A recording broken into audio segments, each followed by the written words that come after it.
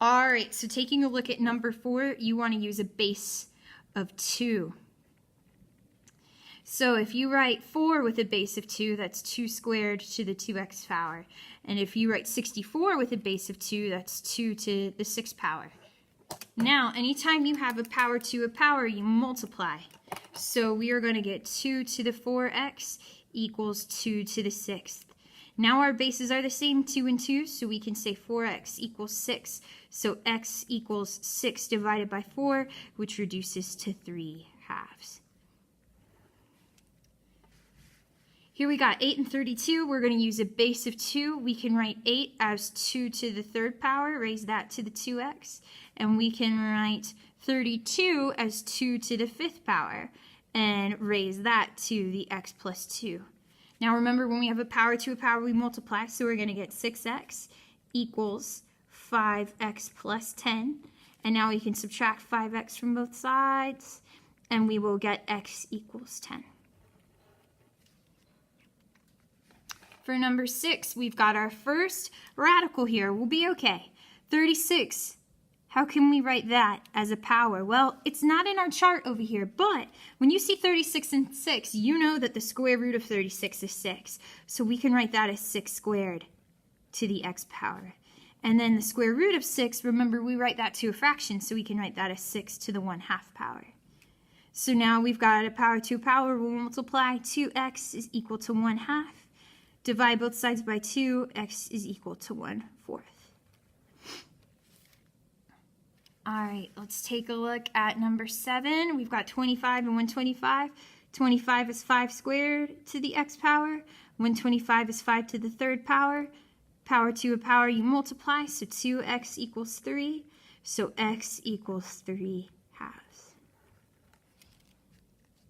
All right, next one, we've got 4 and 16, so that means we're going to do a base of 2. 2 squared to the x power, and then we know we get 16 from 2 to the 4th, but to get a fraction like that, we're going to do 2 to the -4th. So now power to a power, we'll get 2x equals -4, x equals -2. All right, looking here for number 9, we know we're going to have a base of 3 for both of these. So 3 to the 3x minus 1 equals 3 squared to the x minus 3. So now a power to a power, we'll multiply those. And we are going to get 3x minus 1 equals 2x minus 6. So now we can subtract 2x from both sides and get x minus 1 equals -6. We're almost done. X equals -5 because we're adding that 1 to both sides. All right. Number 10, we've got the cubed root of 5. That means we're going to do 5 to the 1/3 power equals 5 squared to the x power. We've got a power to a power, we're going to multiply. So 1/3 equals 2x. We're almost done. Divide both sides by 2, so we're going to get x equals 1/6. All right, 3 more to go. Down here, number 11, we can write 4 as 2 squared, and then raise that to the 3x plus 1.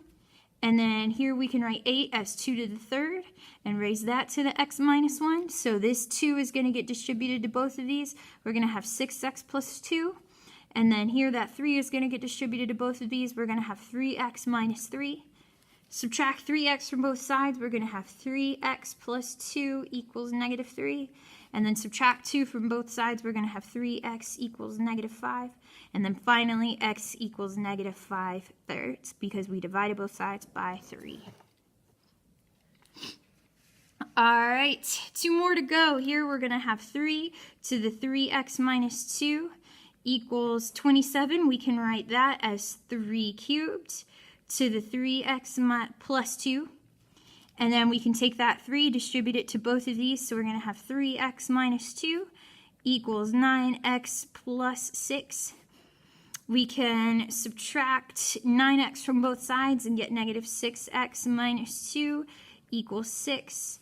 We can add 2 to both sides. -6x equals 8. So x is going to be equal to -8/6, which reduces to -4/3. All right, last one. We see 4 and 32. That should give us a clue that we're going to use a base of 2. To get a fraction, we use negatives, so we're going to do 2 to the negative 2. That negative makes it a fraction. That 2 is the 4, because 2 squared is 4, to the x power. And then we can write 32 as 2 to the 5th power. We have a power to a power, so we're going to multiply. Negative 2x equals 5. Almost done. X equals negative 5 halves. So that's it, ladies and gentlemen. Those are your notes for the day. Just do your very best on the homework. I know it's hard when I'm not here, but then I'll come back tomorrow and we will go over page 12 together. So just to help you out a little bit on page 12, for the first 6, I'm going to give you a hint at the base you need to be looking for, just so you have a little bit of help. For number 1, you can use a base of 3. For number 2, you can use a base of 5. For number 3, you can use a base of 6. 4, you can use a base of 2. 5, you can use a base of 2. And 6, you can use a base of 5. And then for these bottom ones, remember that if these move up and down at all, the asymptotes move up and down too. So here, remember to take note that your asymptote will be moved down too, so it'll be down here. And then this asymptote will be moved up 3, so it'll be up here. And this asymptote will be moved up 4, so it'll be up here. So hopefully that gives you a couple hints on your homework as you go through it, and I'll be back tomorrow to go over it with you. Okay, have a good rest of your day. Oh wait, it's Friday, so I'll see you on Monday. Okay, have a good weekend.